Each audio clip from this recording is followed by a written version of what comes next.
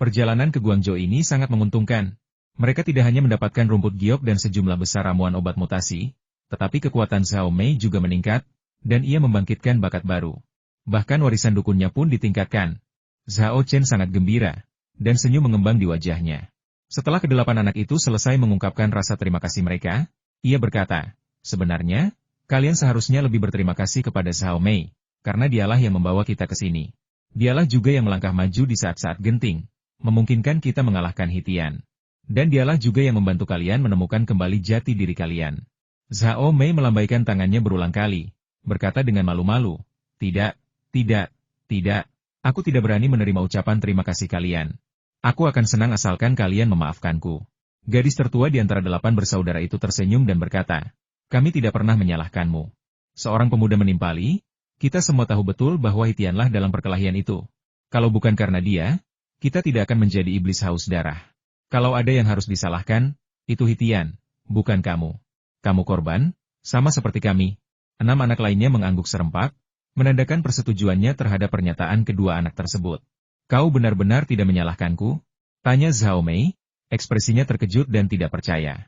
Kami bukan hanya tidak menyalahkanmu, kami juga harus berterima kasih padamu. Jika kau tidak kembali dan menghancurkan Hitian, kami akan tetap diperbudak olehnya, dan kami tidak tahu kapan kami akan dibebaskan. Kedelapan anak itu membungkuk kepada Zhao Mei serempak dan berkata, terima kasih. Saya juga ingin mengucapkan terima kasih. Kata Zhao Mei, matanya berkaca-kaca, saat ia membungkuk kepada kedelapan anak itu. Perkataan kedelapan anak itu menyelesaikan konflik batinnya, membebaskannya dari beban perkara ini dan mencegahnya dari berkembangnya setan batin atau penderitaan mental karenanya di kemudian hari. Apakah kamu punya keinginan yang belum terpenuhi? Tanya Zhao Chen. Dia ingin membantu orang sampai akhir. Jadi dia berencana untuk membantu 8 anak memenuhi keinginan mereka yang belum terpenuhi dan membantu mereka bereinkarnasi. Yang mengejutkannya, kedelapan anak itu menoleh pada saat yang sama dan berkata serempak, hanya itu. Zhao Chen agak terkejut, apakah kamu tidak ingin pergi menemui orang tua dan saudaramu? Pada titik ini, dia melirik Zhao Mei. Zhao Chen sebelumnya mencoba menggunakan teknik pelacakan untuk membantu Zhao Mei menemukan induknya. Namun, setelah menggunakan berbagai istilah pencarian, semua hasilnya mengarah kepadanya. Setelah memikirkannya sejenak, Zhao Chen mengerti. Situasi ini muncul karena 2 alasan. Pertama, Zhao Mei adalah nama yang diberikannya, bukan nama aslinya semasa hidup. Kedua, sejak Zhao Mei menemukan jati dirinya kembali, ia menganggap Zhao Chen sebagai ayahnya. Oleh karena itu, teknik pelacakan tersebut secara konsisten mengarah kepadanya. Satu-satunya cara untuk mengubah hasil teknik pelacakan adalah dengan mengetahui nama asli Zhao Mei. Kedelapan anak itu, tidak menyadari apa yang dipikirkan Zhao Chen, menggelengkan kepala dan berkata, tidak perlu, karena kita sudah bertemu. Kapan kalian berdua bertemu? Zhao Chen bertanya dengan heran. Jiwa kami tidak diperbudak oleh Hitian sejak awal. Jiwa kami baru direbut olehnya pada hari ke-7 setelah kematian kami. Sebelumnya, kami sudah pulang dan mengunjungi orang tua kami. Kedelapan anak itu berbicara dengan hati yang berat dan rasa sedih. Mereka teringat raut wajah sedih orang tua mereka saat pertama kali bertemu. Orang tua mereka, yang tidak menyadari kematian orang tua mereka, mengira mereka hanya hilang. Maka ketika mereka melihat orang tua mereka panik mencarinya. Ekspresi tak berdaya, patah hati, dan putus asa di wajah orang tua mereka menusuk hati mereka. Sedihnya, mereka tidak bisa mengungkapkan diri, tidak bisa meminta orang tua mereka untuk menghentikan kesedihan mereka, dan bahkan tidak berdaya untuk menghapus air mata mereka. Setelah itu, hanya satu obsesi yang tersisa di benak mereka untuk membalas dendam dan membunuh Hitian. Kalau dipikir-pikir lagi, bukan berarti Hitian berbaik hati tidak langsung memperbudak jiwa mereka, melainkan membiarkan mereka kembali dan bertemu keluarga mereka untuk terakhir kalinya. Melainkan, ia ingin memanfaatkan hal ini untuk membangkitkan kebencian dan amarah di hati kedelapan anak itu dan membuat mereka terobsesi. Karena jiwa yang terobsesi dan dendam lebih mudah dikendalikan dan diperbudak, serta lebih mudah berubah menjadi hantu pendendam. Peristiwa selanjutnya membuktikan bahwa rencana Hitian sangat sukses. Jika bukan karena kemunculan Zhao Chen yang tak terduga, beberapa tahun kemudian, Hitian pasti sudah pergi ke Rongcheng untuk melahap Zhao Mei, lalu 8 lainnya, sehingga berhasil mencapai tingkat hantu abadi. Tidak diragukan lagi, itu akan menjadi bencana. Setelah mendengarkan perkataan kedelapan anak itu, Zhao Chen merasa semakin kasihan kepada mereka. Ia menghela napas pelan dan berkata, karena kalian sudah tidak punya keinginan lagi, pergilah dan bereinkarnasi. Begitu dia selesai berbicara, cahaya putih suci muncul dari udara tipis di ruangan itu dan menyelimuti kedelapan anak itu. Terima kasih. Kedelapan anak itu membungkuk dalam-dalam kepada Zhao Chen, Zhao Mei, dan wanita tulang sekali lagi. Wajah mereka tidak lagi dipenuhi kebencian, tetapi hanya dengan senyuman. Senyum yang paling manis, paling indah, paling tulus dan paling murni. Kita harus pergi sekarang. Jika takdir mengizinkan, kita mungkin bertemu lagi di masa depan. Suara kedelapan anak itu menyatu, terdengar bagaikan paduan suara yang sangat indah. Selamat tinggal, kata Zhao Chen, lalu tiba-tiba teringat sesuatu dan segera menunjuk Zhao Mei. Lalu bertanya, ngomong-ngomong, apakah kamu tahu namanya saat masih hidup? Kami tidak tahu. Kedelapan anak itu menggelengkan kepala serempak, tampak menyesal. Kami semua ditangkap oleh Hitian dari berbagai tempat dan tidak saling kenal, jadi kami tidak tahu namanya saat masih hidup. Sayang sekali, desah Zhao Chen pelan. Zhao Mei menghiburnya. Ayah, jangan bersedih. Bersama ayah dan semua orang di sini, aku sangat bahagia. Zhao Chen tahu Zhao Mei masih sedikit menyesali hal ini, tetapi ia tidak mengungkapkannya. Ia tersenyum puas dan berkata, putriku semakin bijaksana. Zhao Mei membusungkan dadanya dan berkata, karena aku sudah dewasa. Ya, putriku sudah dewasa. Zhao Chen mengangguk. Setelah kejadian ini, Zhao Mei telah membuat kemajuan pesat, baik dalam mentalitas maupun kekuatannya. Dia memang sudah dewasa. Dalam cahaya reinkarnasi, jiwa 8 anak melayang keluar dari mayat mereka dan dengan cepat memudar. Sesaat sebelum mereka menghilang, mereka sekali lagi membungkuk dalam-dalam kepada Zhao Chen, wanita tulang, dan Zhao Mei selamat tinggal, para dermawan. Selamat tinggal, para sahabat. Selamat tinggal, semoga kamu menjalani kehidupan yang damai dan bahagia di kehidupan selanjutnya, kata Zhao Chen lembut. Zhao Mei menangkupkan kedua tangannya dan berkata, selamat tinggal, teman-temanku. Meskipun aku bahkan tidak tahu nama kalian, aku akan berdoa untuk kalian dan berharap Tuhan memberkati kalian agar kalian tidak menderita siksaan ini di kehidupan selanjutnya. Bahkan wanita tulang yang biasanya pendiam pun menyampaikan beberapa kata berkat. Ketika cahaya reinkarnasi menghilang, jiwa ke-8 anak itu pun lenyap. Tubuh mereka, tanpa dukungan jiwa, ambruk ke tanah. Apa yang harus kita lakukan terhadap mayat-mayat ini? Tanya wanita tulang. Mayat-mayat ini, yang dimurnikan oleh Hitian menggunakan metode dan obat-obatan rahasia, kebal terhadap pedang dan tombak, air, dan api.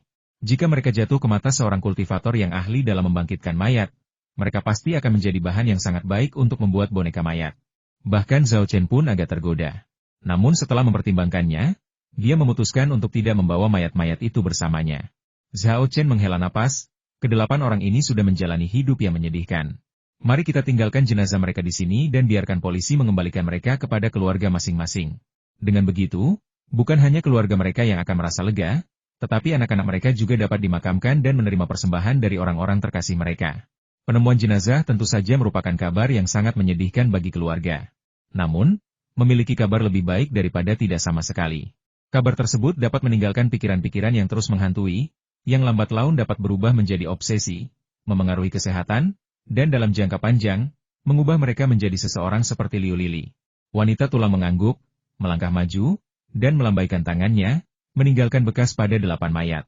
Tanda-tanda ini memungkinkannya untuk melacak kondisi 8 jenazah secara tepat waktu, sehingga menentukan apakah mereka telah dikembalikan ke keluarga mereka. Meskipun pendiam, wanita tulang menyimpan simpati yang mendalam bagi ke-8 anak itu.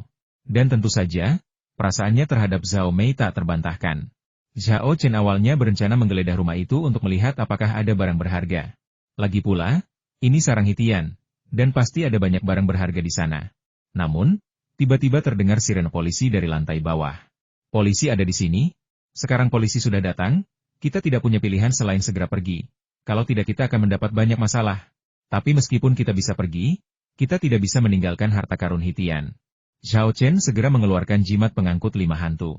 Setelah mengaktifkannya, 5 hantu kecil berwajah garang dan bertubuh kurus muncul di hadapannya, sangat mirip dengan hantu yang dipanggil oleh jimat pengikat 5 hantu.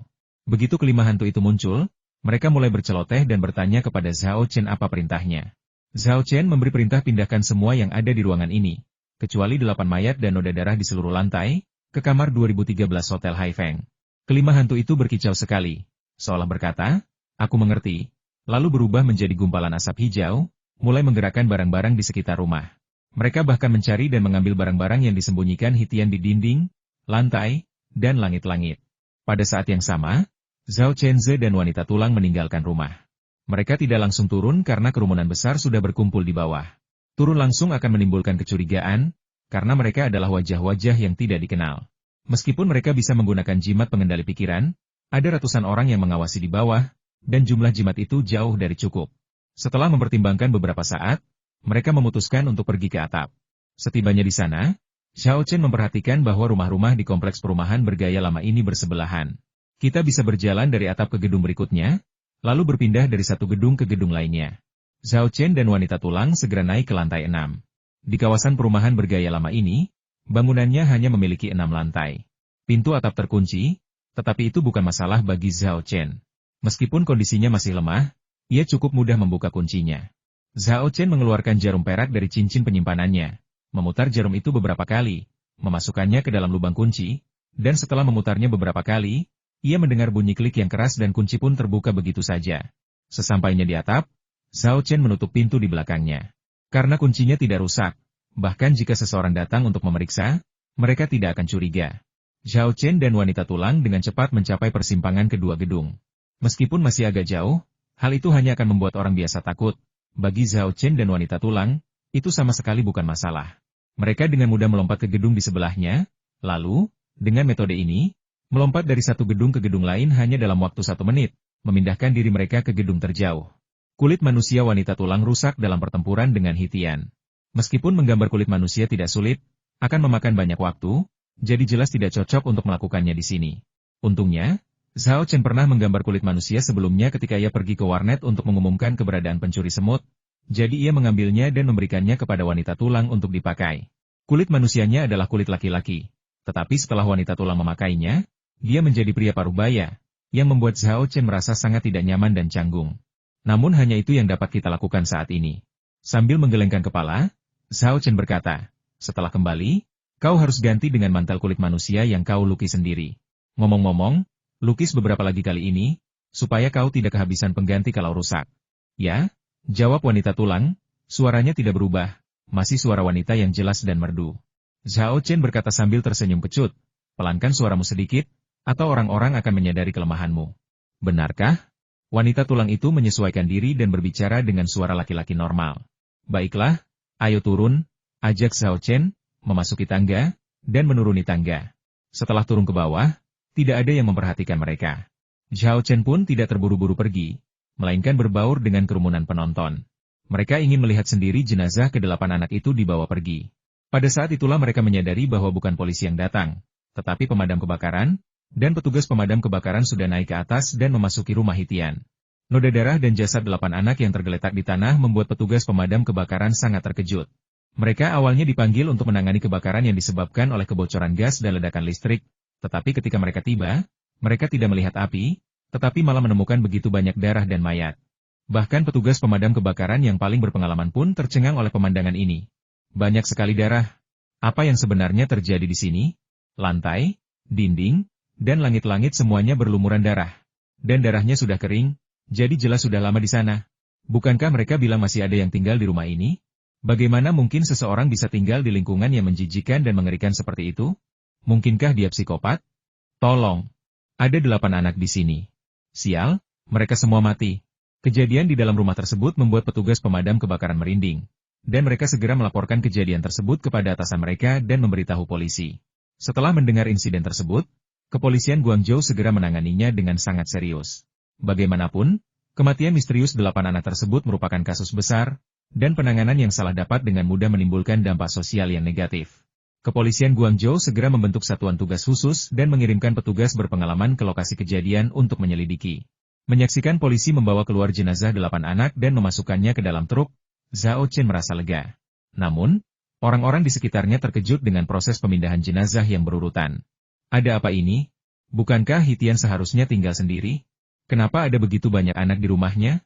Sial, apakah Hitian ini seorang psikopat? Mungkin saja. Setiap kali aku melihat Hitian, aku merasa dia orang yang dingin dan muram, yang membuatku sangat tidak nyaman. Aneh, kenapa cuma ada 8 mayat anak-anak? Di mana Hitian? Kenapa kita belum melihat mayatnya? Orang-orang membicarakannya, berspekulasi dengan rasa ingin tahu tentang kebenaran. Hitian jauh lebih mengerikan dari yang kau bayangkan, kata Xiao Chen sebelum berbalik dan pergi.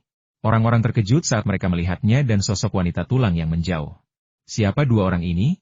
Apakah mereka dari lingkungan kita? Dia tampak asing. Dia mungkin bukan warga sekitar sini.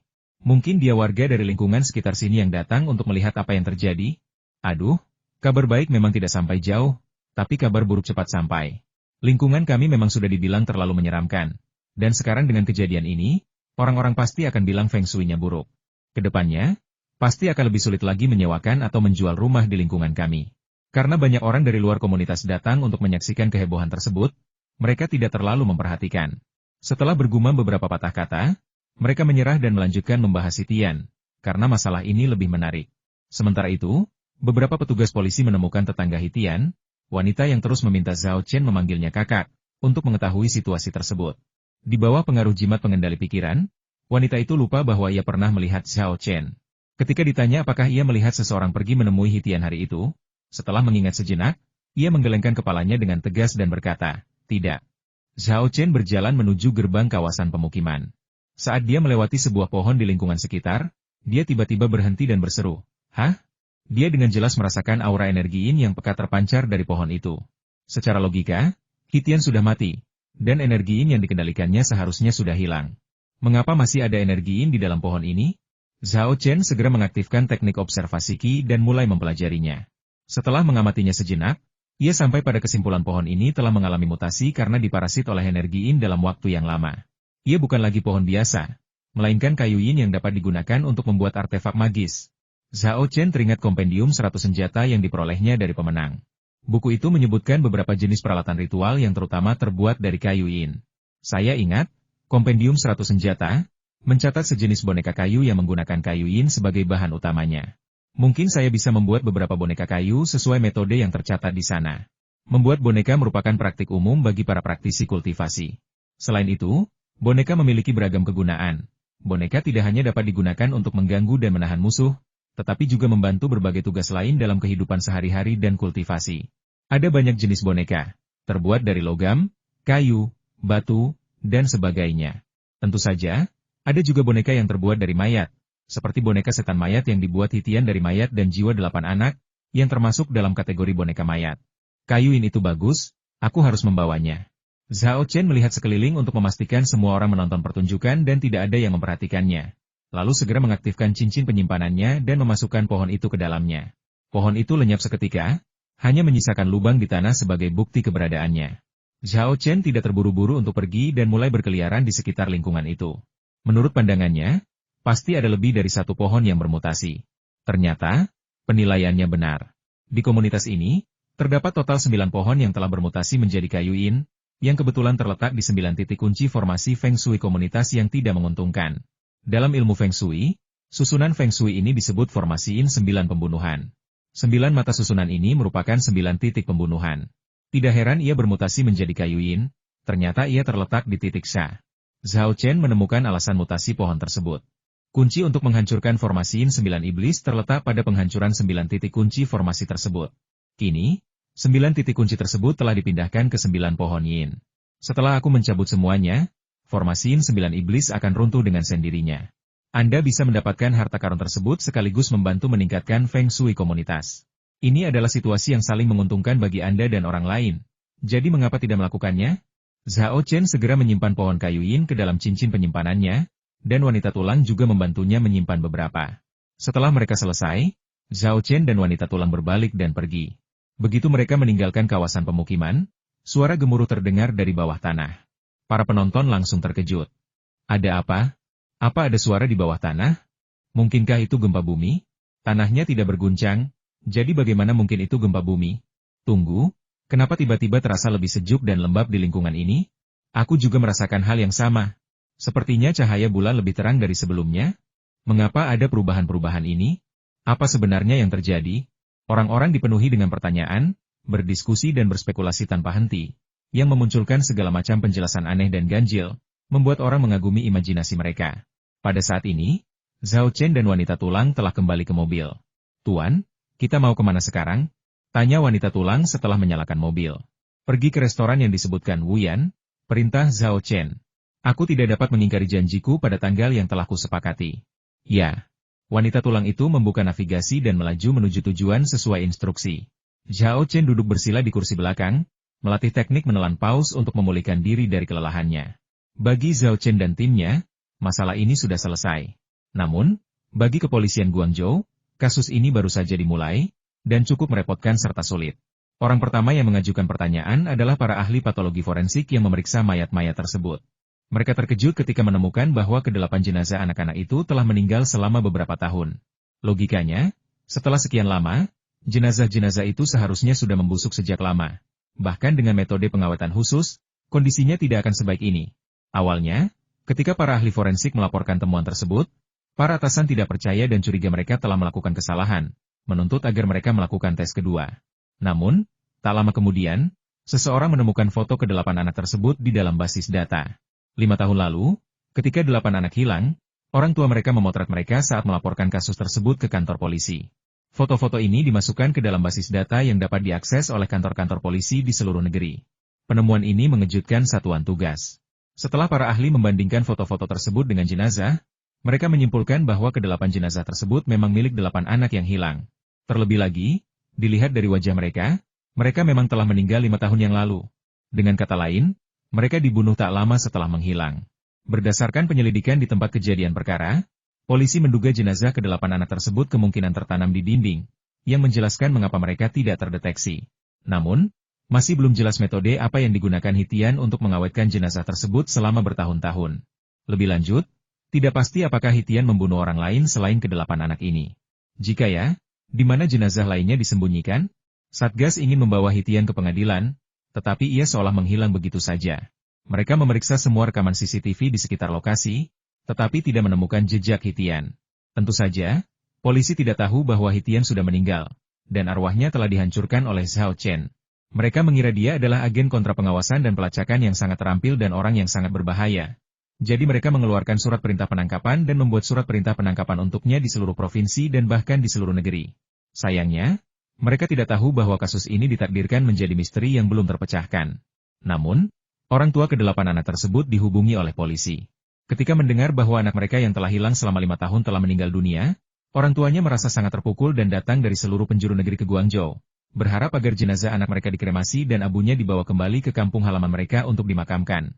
Tentu saja, ini semua hal yang akan dibahas kemudian. Lebih dari 1 jam setelah meninggalkan kawasan pemukiman kuno, Zhao Chen akhirnya tiba di restoran yang dipesan Wu Yan. Dalam perjalanan, ia menerima beberapa telepon dari Wu Yan yang mendesaknya untuk bergegas. Karena ia tidak bisa mengatakan yang sebenarnya kepada pihak lain, ia hanya bisa menyalahkan kemacetan lalu lintas. Setibanya di restoran dan keluar dari mobil, Zhao Chen melemparkan sebotol pil pemurni Qi kepada wanita tulang dan menginstruksikannya, carilah tempat untuk berkultivasi dan memulihkan diri dengan baik. Aku akan meneleponmu setelah selesai di sini. Dimengerti? Wanita tulang itu mengangguk sebagai jawaban. Zhao Chen melangkah ke restoran, mengeluarkan ponselnya, dan menelepon Wu Yan. Zhao Mei berlari keluar dari tempat tinggal hantu dan melayang di sekitar Zhao Chen, sambil melihat ke kiri dan ke kanan, matanya yang besar dan indah penuh dengan rasa ingin tahu. Telepon dijawab setelah 2 dering. Zhao Chen tidak sopan kepada Wu Yan dan langsung memerintahkan, kakak sudah tiba. Cepat keluar dan sambut dia. Wu Yan mengeluh. Sial, akhirnya kau datang juga. Aku bilang kalau kau tidak datang, kita harus pergi ke tempat lain. Kenapa pindah lokasi? Apa mereka akan mengusirmu karena kamu belum memesan makanan atau belum mulai makan? Tanya Zhao Chen. Mengusirku? Mereka tidak akan berani. Kecuali mereka memang tidak mau bekerja di sini lagi. Wu Yan awalnya berpura-pura berani, lalu berkata, maksudku, kalau kamu tidak segera datang, kita harus pergi ke tempat lain untuk makan camilan larut malam. Zhao Chen tertawa dan berkata, omong kosongmu itu. Jangan bilang restoran ini milikmu. Wu Yan terkekeh dan merendahkan suaranya, lalu berkata, selamat, tebakanmu benar. Restoran ini memang milik keluarga kami. Tapi aku orang yang rendah hati dan tidak pernah mengungkapkan identitasku di sini. Hei, aku di lobi. Kamu di mana? Kamu di mana? Dia tidak melihat Zhao Chen, tetapi Zhao Chen melihatnya. Anak itu baru saja turun dari lantai 2 dan berdiri di puncak tangga, melihat sekeliling. Yang mengejutkan Zhao Chen, ada seorang gadis cantik bersamanya. Zhao Chen mengangkat tangannya dan melambaikan tangan lihat ke kiri. Apa kau melihatku? Aku bertanya padamu, siapa gadis di sebelahmu itu? Jangan bilang kau punya pacar baru saat kau pulang kampung untuk merayakan tahun baru. Melihat Zhao Chen, wajah Wu Yan langsung berseri-seri dengan senyum tulus. Sambil berjalan cepat ke arah Zhao Chen, ia berkata sambil menyeringai, tentu saja. Bagaimana? Lumayan, kan? Zhao Chen menggelengkan kepalanya tanpa daya kamu dan Cheng Haoyu pasti akan rukun. Cheng Haoyu? Siapa dia? Tanya Wu Yan bingung. Zhao Chen menjawab, saya punya teman yang, seperti Anda, dikelilingi oleh wanita cantik kemanapun dia pergi. Mata Wu Yan berbinar saat ia berkata, "Ada master seperti itu? Sebaiknya kau cari kesempatan untuk mengenalkannya padaku agar aku bisa belajar beberapa jurus darinya." Apa yang diucapkan tanpa maksud jahat mungkin akan diterima hati pendengarnya. Ketika Wu Yan menyebutkan mempelajari beberapa trik, yang ia maksud adalah mempelajari cara merayu perempuan. Zhao Chen tiba-tiba menyadari bahwa, mengingat kepribadian dan minat Wu Yan, ia mungkin sebenarnya cukup cocok untuk pendekatan dua jalur. Sepertinya saya bisa mengajarinya beberapa pengetahuan di bidang ini di masa mendatang. Tepat pada saat itu, Wu Yan berjalan menghampirinya, membuka tangannya, dan memeluknya dengan hangat. "Kakak ketiga, aku sangat merindukanmu. Haruskah kau sesentimental itu?" "Aku muak," kata Zhao Chen dengan ekspresi jijik. "Sialan." Wu Yan mengacungkan jari tengah. "Akhirnya aku jadi emosional, dan kau menghancurkan semuanya sekaligus." Keduanya saling berpandangan dan tertawa terbahak-bahak. Segera setelah itu, Wu Yan merangkul gadis cantik di sebelahnya dan berkata, "Kakak ketiga, perkenalkan. Ini pacarku, Hu Feifei." "Halo, kakak ketiga." Hu Feifei tersenyum manis dan sangat sopan. "Halo." Zhao Chen menunjuk Wu Yan dan berkata, "Anak ini bukan anak yang mudah ditipu. Sebaiknya kau awasi dia. Jangan berani-beraninya kau meremehkanku seperti itu," kata Wu Yan dengan nada tidak senang. Hu Feifei tersenyum dan berkata, "Terima kasih sudah mengingatkan, saudara ketiga. Aku akan mengawasinya dengan ketat. Jika dia San Wukong, maka aku Buddha. Aku akan memastikan dia tidak lepas dari genggamanku. Sepertinya kau akan menjadi burung yang dikurung." Zhao Chen mengedipkan mata pada Wu Yan. Wu Yan berkata dengan kesal, "Si panci menyebut ketel hitam. Bukankah kau juga burung yang dikurung?" Zhao Chen tertawa terbahak-bahak. "Saya senang sekali. Bagaimana dengan Anda? Kau telah jatuh begitu rendah." Wu Yan mengangkat jari tengahnya lagi. Zhao Mei, yang melayang di samping, dengan penasaran mengikuti Wu Yan dan mempelajari jurus tersebut. Zhao Chenzi mengerutkan kening dan menghentikannya. Berkata, "Jangan pelajari. Ini bukan jurus yang bagus." "Oh." Zhao Mei cemberut dan menarik jari tengahnya yang terangkat. Zhao Chen berbicara omong kosong, dan dia berbicara sangat pelan, sehingga baik Wu Yan maupun Hu Feifei tidak dapat mendengar apa yang dia katakan. Wu Hao bertanya dengan rasa ingin tahu, "Kakak ketiga, apa yang kau gumamkan?" Zhao Chen mengganti topik. "Aku bertanya kapan kita bisa makan. Aku sangat lapar." Wu Yan memutar matanya ke arahnya dan berkata, "Beraninya kau bilang begitu? Siapa suruh kau tidak datang lebih awal? Ayo naik ke atas." Setelah mencapai lantai 2 dan memasuki ruang pribadi, Wu Yan mulai memesan makanan. Pria ini memesan satu meja penuh makanan, yang mengejutkan pelayan. Ia segera bertanya berapa orang yang sedang makan. Setelah mengetahui bahwa hanya ada 3 orang, pelayan dengan ramah menasihati, "Anda memesan terlalu banyak makanan. Anda hanya bertiga, dan Anda tidak mungkin menghabiskan semua makanan ini. Dengan jumlah yang Anda pesan, pasti lebih dari cukup untuk 20 orang lagi." Pelayan itu bermaksud baik, jadi Wu Yan tentu saja tidak akan menyalahkannya. Ia tersenyum dan melambaikan tangan, berkata, "Jangan khawatir, kita pasti bisa menghabiskan sebanyak ini." "Hah?" Pelayan itu tercengang.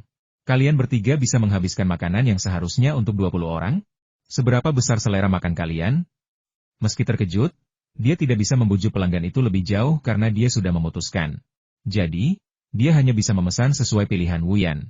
Wu Yan ingin memesan beberapa hidangan lagi, tetapi Zhao Chen melambaikan tangan untuk menghentikannya. Berkata, "Sudah cukup. Kalau kita pesan lagi, kita pasti tidak akan bisa menghabiskannya. Nafsu makanku sudah kembali normal sekarang, dan tidak sebesar dulu." "Hah? Kamu masih bisa mengendalikan nafsu makanmu?" Wu Yan terkejut dan penasaran. "Kakak ketiga, bagaimana kamu bisa mengendalikannya?" "Nafsu makanku meningkat setiap hari, dan aku sama sekali tidak bisa mengendalikannya." Zhao Chen tersenyum dan berkata, "Nafsu makan yang besar itu bagus. Itu artinya kultivasimu sudah mantap dan ki serta darah tubuhmu kuat. Sedangkan untuk mengurangi nafsu makanmu akan berkurang secara alami setelah kamu menguasai 4 teknik suci dan tingkat kultivasimu meningkat sehingga kamu tidak perlu lagi mendapatkan energi dari makanan." "Apa yang kamu bicarakan tentang kultivasi?" Hu Feifei bertanya dengan rasa ingin tahu. Wu Yan membanggakan, "Kakak ketiga saya adalah seorang ahli bela diri. Dia mengajarkan teknik pernapasan kepada saudara-saudara di asrama kami. Sejak saya mulai berlatih, kebugaran fisik saya meningkat setiap hari, dan bahkan nafsu makan saya pun meningkat. Kakak ketiga sungguh hebat, dia jago bela diri." Seru Hu Feifei takjub. Zhao Chen melambaikan tangannya dan berkata, "Guru bela diri apa? Jangan dengarkan omong kosongnya. Aku hanya tahu sedikit latihan bimbingan." Ia tidak ingin membicarakan hal ini di depan orang luar, jadi ia mengganti topik pembicaraan dan berkata, "Adik bungsu, bagaimana tahun barumu?" "Biasa saja." Wu Yan mengangkat bahu dan mengeluh, tahun baru semakin tidak menarik akhir-akhir ini, terutama beberapa tahun terakhir ini dengan adanya larangan menyalakan petasan, yang katanya akan mencemari lingkungan dan meningkatkan kabut asap. Hal itu membuat tahun baru terasa dingin dan sunyi, bahkan lebih buruk dari biasanya. Aku sungguh tidak mengerti, apakah menyalakan beberapa kembang api dan petasan di tahun baru benar-benar dapat menyebabkan polusi yang lebih besar daripada pabrik-pabrik yang mengeluarkan asap knalpot sepanjang tahun? Zhao Chen terkekeh, tetapi Wu Yan benar. Tahun baru akhir-akhir ini benar-benar kehilangan cita rasa. Wu Yan tiba-tiba teringat sesuatu dan berkata, ngomong-ngomong, kakak ketiga, apakah kamu membawa dupa penenang dan pil peningkat stamina kali ini? Zhao Chen menjawab, aku punya. Bagaimana, kamu mau? Wu Yan mengangguk ulang tahun kakekku beberapa hari lagi. Aku berpikir, tak ada yang lebih baik daripada memberinya kesehatan sebagai hadiah, jadi aku ingin membeli dupa penenang dan pil vitalitas darimu untuk diberikan kepadanya, agar ia bisa bersemangat dan kembali berjaya. Zhao Chen melambaikan tangannya dan berkata, jangan bahas soal membeli. Terlalu formal. Begini caranya aku akan memberimu persediaan untuk sebulan dulu. Beri aku alamat, dan setiap tahun aku akan meminta pabrik mengirimkan dupa penenang, pil peningkat stamina, dan pil kecantikan untuk kakek dan orang tuamu. Wu Yan menolak untuk memanfaatkannya bahkan antar saudara. Urusan harus diselesaikan dengan jelas. Jika kamu tidak menerima uangnya, aku tidak menginginkan semua ini. Zhao Chen memelototinya dan berkata, barang-barang ini bukan untukmu. Ini untuk kakek, paman, dan bibiku. Ini tanda penghormatanku. Apa? Menurutmu aku tidak pantas menghormati mereka? Ini. Setelah mengatakan semua itu, Wu Yan tidak punya pilihan selain berkompromi. Baiklah, aku tidak bisa membantahmu. Tapi aku tetap harus membayar dupa penenang dan pil afrodisiak yang kuberikan pada kakek kali ini, karena itu hadiah ulang tahunku. Kalau aku tidak bayar, siapa yang akan membayarnya? Kau atau aku? Kau benar-benar munafik. Zhao Chen mengulurkan tangannya dan berkata, baiklah, karena kau bersikeras membayar, berikan saja padaku. Ini persediaan sebulan, yang masing-masing berisi 3 kotak. Aku akan memberimu diskon besar, cukup bawakan aku 20 atau 30 ribu. Hu Fei, yang berdiri di samping, sangat terkejut. Dia belum pernah mendengar tentang dupa penenang dan pil peningkat stamina ini sebelumnya. Sepertinya itu semacam suplemen kesehatan, tapi harganya keterlaluan. Persediaan sebulan harganya puluhan ribu, dan itu dengan diskon besar. Berapa harganya tanpa diskon? Lagi pula, karena ini suplemen kesehatan, harus dikonsumsi jangka panjang. Bukankah itu berarti harganya ratusan ribu setahun? Namun, Wu Yan tahu bahwa dupa penenang dan pil afrodisiak memang efektif. Kurangnya popularitas mereka disebabkan oleh produksi yang sangat terbatas. Bahkan di Chengdu, permintaan jauh melebihi pasokan, apalagi penjualan ke daerah lain. Harga 20 hingga 30 ribu memang diskon yang signifikan. Di pasar gelap Chengdu, harganya bisa 10 kali lipat lebih mahal. Dia segera mentransfer 30 ribu yuan kepada Zhao Chen dan kemudian bertanya, kapan Anda akan memberi saya barangnya? Datanglah ke hotel besok dan aku akan memberikannya kepadamu. Kalau saja Zhao Chen tidak takut membuatnya takut, dia bisa saja mengeluarkan dupa penenang dan pil peningkat stamina dari cincin penyimpanannya sekarang juga. Baiklah. Wu Yan mengangguk, lalu tertawa dengan bantuanmu kali ini, kakak ketiga. Aku punya kesempatan untuk melampaui sepupu kedua. Zhao Chen terkejut apa? Bahkan ketika memberikan hadiah ulang tahun kepada kakekmu, anggota keluargamu saling bersaing? Wu Yan menghela napas dan menjawab, kami sebenarnya tidak ingin bersaing. Tapi sepupu keduaku, Wu Cheng, selalu ingin menjadi yang terbaik. Dan kalaupun dia menang, tidak ada yang mau bersaing dengannya. Tapi dia selalu saja mengucapkan kata-kata sarkastis dan menyakitkan. Jadi kali ini, aku dan saudara-saudaraku sepakat sejak awal kami harus mengalahkannya dalam hal hadiah ulang tahun kakek dan mengakhiri kesombongannya. Begitu. Zhao Chen mengerti, lalu berkata, tapi meskipun dupa penenang dan pil peningkat stamina itu ampuh, keduanya kurang dikenal Diang Cheng. Sekalipun kita bisa melampaui sepupu keduamu dengan keduanya, kita tidak akan bisa meyakinkannya sepenuh hati, kan? Aku juga tidak bisa menahannya. Wu Yan merentangkan tangannya sambil tersenyum masam dan berkata, aku sudah pergi ke banyak tempat dan melihat banyak hadiah ulang tahun beberapa hari terakhir ini. Tapi yang kusuka semuanya terlalu mahal, dan yang harganya terjangkau tidak sesuai seleraku. Zhao Chen berkata, apa yang disukai kakekmu? Karena ini hadiah ulang tahun untuknya, tentu saja harus berdasarkan kesukaannya. Wu Yan menjawab, kakek saya punya 2 hobi barang antik dan anggur berkualitas. Saya sedang melihat-lihat barang antik beberapa hari terakhir ini, dan saya terkejut dengan apa yang saya temukan. Dengan sumber daya saya yang terbatas, saya sama sekali tidak bisa membeli barang antik yang bagus. Soal mencari barang murah, pasarnya terlalu gelap, dan saya tidak tahu apa-apa tentangnya. Jadi saya bisa saja tertipu. Soal anggur berkualitas, kakek saya sekarang punya masalah liver. Jadi kalaupun saya punya, Saya tidak akan berani memberikannya kepadanya. Xiao Chen tertawa barang antik dan anggur berkualitas? Gampang. Mudah ditangani. Wu Yan tertegun sejenak, lalu matanya berbinar dan tertawa terbahak-bahak. Benar juga. Bagaimana mungkin aku melupakanmu? Meskipun aku tidak tahu apa-apa tentang barang antik, kau tahu. Dulu waktu kau di Jinling, kau punya mata yang tajam dan membeli mutiara tak kenal takut dari tumpukan barang palsu. Kalau kau terlibat, menemukan harta karun itu akan sangat mudah. Zhao Chen menambahkan, bukan hanya barang antik, tetapi juga anggur. Wu Yan menggelengkan kepalanya, kita lupakan saja alkoholnya. Kakek saya punya masalah liver, dan dokter tidak mengizinkannya minum alkohol. Lagi pula, itu tidak baik untuk kesehatannya. Zhao Chen berkata sambil tersenyum, anggur saya berbeda. Anggur ini tidak hanya tidak akan membahayakan hati, tetapi juga akan menyehatkan hati yang rusak. Apakah itu anggur obat? Wu Yan sedikit mengernyit. Aku pernah mendengar tentang anggur obat untuk menguatkan ginjal, tapi aku belum pernah mendengar tentang anggur obat untuk menyehatkan hati. Kakak ketiga, apakah anggur obatmu benar-benar aman dan baik untuk hati?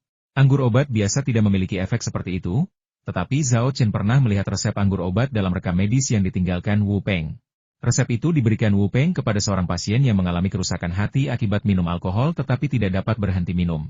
Dengan resep anggur obat yang diformulasikan sendiri oleh Wu Peng, bagaimana mungkin khasiatnya tidak baik? Apakah kamu bercanda? Oleh karena itu, Zhao Chen dengan yakin menjawab, apakah menurutmu aku akan bercanda tentang kesehatan kakekmu? Wu yang mempercayai karakter dan kemampuan Zhao Chen, dan langsung berkata dengan gembira, kalau memang ada anggur obat seperti itu, pasti luar biasa. Kakekku sudah minum sepanjang hidupnya, dan memaksanya berhenti sekarang akan sangat menyiksa. Kakak ketiga, kapan aku bisa minum anggur obat ini? Zhao Chen berkata, besok, aku akan menyiapkan obatnya. Setelah kamu bawa pulang, rendam dalam anggur. Butuh 2 atau 3 hari untuk merasakan khasiatnya, lalu kamu bisa meminumnya. Wu yang terkejut secepat itu. Bukankah anggur obat biasanya perlu direndam selama 10 hari hingga setengah bulan sebelum bisa diminum? Zhao Chen tertawa dan memarahi. Omong kosong, apa yang kuberikan padamu hanyalah anggur obat biasa, bukan? Benar sekali. Wu Yan terkekeh. Kakak ketiga, kau bukan hanya pahlawan di bidang pengobatan tradisional Tiongkok, tapi juga supernova yang sedang naik daun di bidang medis. Anggur obat yang kau bawa sungguh luar biasa. Senang mengetahuinya. Saat mereka berbicara, pelayan membuka pintu ruang pribadi dan mulai menyajikan hidangan. Harus saya akui, masakan Kanton di restoran ini sungguh luar biasa. Meskipun selera Zhao Chen sudah semakin tajam berkat Haoli, ia tetap merasa masakannya lezat. Melihat betapa nikmatnya makanannya, Zhao Mei pun merasa lapar. Ia pun menghampiri sepiring ikan kerapu kukus dan menyesapnya. Kerapu kukus tampak sama, tetapi Zhao Mei menyedot semua saripati di dalamnya. Rasanya enak. Zhao Mei menjilat bibirnya, tampak sangat puas. Ini hanyalah hidangan biasa, tidak mengandung qi, jadi Zhao Mei tidak akan mendapat manfaat dari memakannya. Itu hanya hal baru. Setelah makan sepiring kerapu kukus, ia merasa puas dan tidak menyentuh hidangan lainnya. Zhao Chen melihat pemandangan ini, jadi dia tidak menaruh sumpitnya di piring ikan kerapu kukus. Wu Yan dan Hu Feifei, yang tentu saja tidak bisa melihat Zhao Mei, tidak menyadari keberadaan ikan kerapu kukus. Mereka dengan antusias memberitahu Zhao Chen, kakak ketiga, cobalah ikan kerapu di sini. Ini benar-benar makanan khas Guangzhou. Tidak perlu, aku tidak tertarik pada ikan, tolak Zhao Chen. Ikan yang begitu lezat, dan kau tidak tertarik? Wu Yan tampak menyesal, lalu mengambil sepotong ikan kerapu dengan sumpitnya dan memasukkannya ke dalam mulut. Kalau kau tidak mau memakannya, aku yang akan memakannya, dan membuatmu ngiler. Sambil berbicara, ia memasang ekspresi mabuk yang berlebihan, berseru, enak sekali, lumer di mulut. Sebelum dia sempat menyelesaikan ucapannya, raut wajahnya berubah drastis, dan dia tiba-tiba meludahkan ikan kerapu yang baru saja dimakannya sambil berteriak, Pah, pah, pah. Ada apa? Tanya Hu Feifei dengan ekspresi terkejut. Ada apa dengan ikan kerapu ini? Mengerikan sekali. Rasanya seperti lumpur. Gerutu Wu Yan sambil mengambil cangkir tehnya dan menyesap beberapa teguk teh untuk berkumur. Tidak mungkin. Hu Feifei tidak percaya. Kerapu kukusnya tampak sangat lezat. Seharusnya rasanya juga tidak terlalu buruk, kan? Didorong rasa ingin tahu, ia pun mengambil sepotong ikan kerapu dengan sumpitnya dan memasukkannya ke dalam mulut. Kemudian dia menyesalinya dan, seperti Wu Yan, meludahkan ikan yang dimakannya dan terus berkumur dengan teh. Wu Yan menjadi marah, merasa terhina, dan segera memanggil pelayan, memintanya untuk memanggil koki yang membuat ikan kerapu kukus. Zhao Chen mencoba membujuknya, tetapi tidak berhasil. Ketika koki datang, Wu Yan tidak banyak bicara.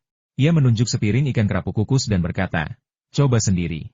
Setelah mencicipi ikan tersebut, Reaksi sang koki sama persis dengan reaksi Wu Yan dan Hu Feifei. Namun, setelah memuntahkan ikan tersebut, ia tampak terkejut dan tak percaya mengapa ini terjadi.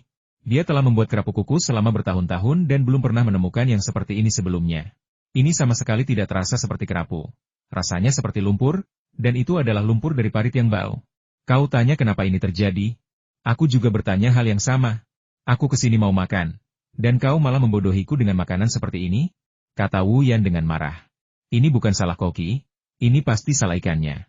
Zhao Chen melangkah maju untuk membela koki. Lagi pula, ini semua karena Zhao Mei, dan akan sangat tidak adil jika membiarkan koki disalahkan. Akhirnya, atas bujukan Zhao Chen, Wu Yan membiarkan koki itu pergi. Meskipun sang koki selamat tanpa cedera, keraguannya tetap tak terjawab. Akibatnya, ia mengembangkan kebiasaan baru apapun hidangan yang ia buat, ia akan mencicipinya setelah memasak untuk memeriksa apakah ada kesalahan. Di saat yang sama, ia menjadi lebih teliti dalam hal bahan dan keterampilan memasak, yang secara mengejutkan menghasilkan peningkatan signifikan dalam kemampuan memasaknya, yang akhirnya menjadikannya seorang ahli kuliner Kanton yang tersohor. Hal ini dapat dianggap sebagai berkah tersembunyi. Setelah koki pergi, mereka bertiga melanjutkan makan dan minum. Namun, sebagian besar makanan di meja berakhir di perut Wu Yan. Hu Feifei mungkin sudah terbiasa dengan selera makan Wu Yan dan tidak terlalu terkejut, tetapi pelayan di sebelah mereka tampak ketakutan. Apa ini manusia? Apa ini dirasuki binatang rakus?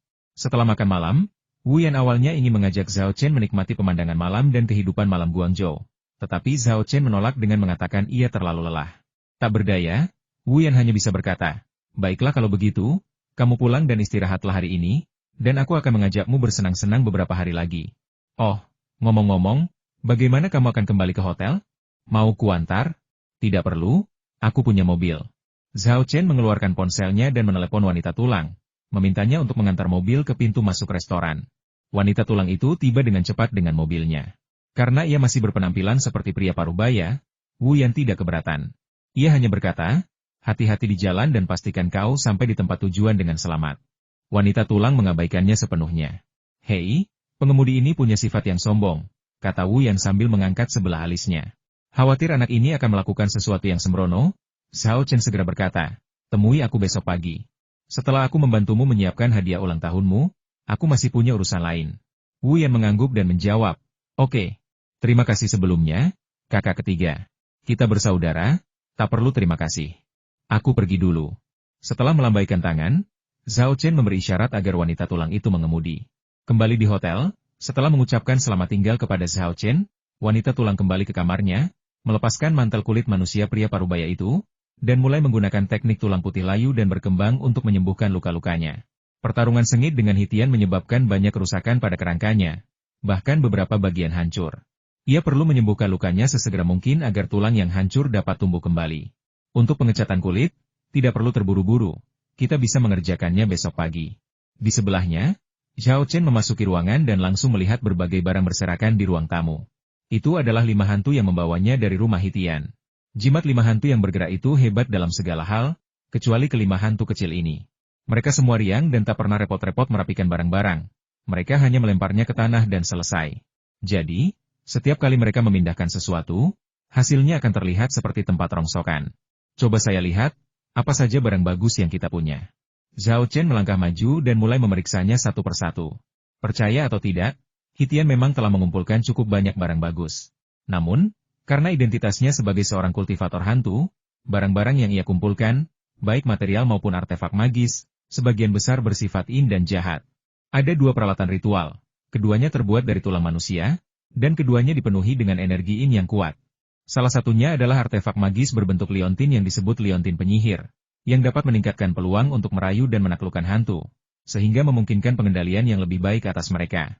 Tampaknya kemampuan Hitian untuk mengendalikan 5 iblis mayat dan begitu banyak roh pendendam bukan hanya karena kekuatannya sendiri, tetapi juga tak terpisahkan dari manfaat liontin penyihir tersebut. Namun, liontin penyihir rusak parah dalam pertempuran sebelumnya. Beberapa retakan muncul pada liontin tulang, bahkan sentuhan ringan pun terdengar suara retakan, dan tampaknya akan hancur hanya dengan sedikit tekanan. Tak heran jika roh-roh pendendam yang dilahap Hitian berbalik menyerangnya di akhir pertempuran. Selain luka-luka dan kondisinya yang melemah, liontin penyihir yang rusak juga berperan. Jika liontin itu utuh, roh-roh pendendam itu kemungkinan besar akan melahap Zhao Chen dan yang lainnya, bukan Hitian. Setelah liontin sihir ini diperbaiki, liontin itu bisa diberikan kepada Zhao Mei.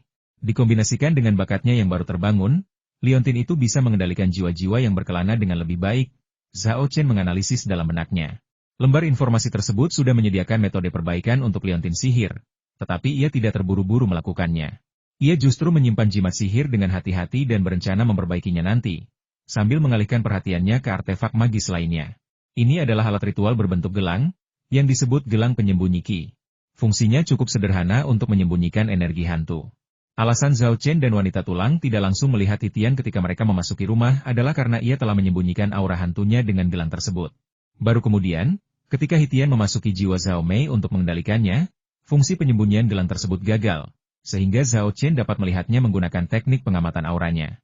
Zhao Chen mengambil gelang penyembunyi Qi di tangannya dan memeriksanya, mengerutkan kening sambil berkata, gelang ini hanya menyembunyikan energi hantu?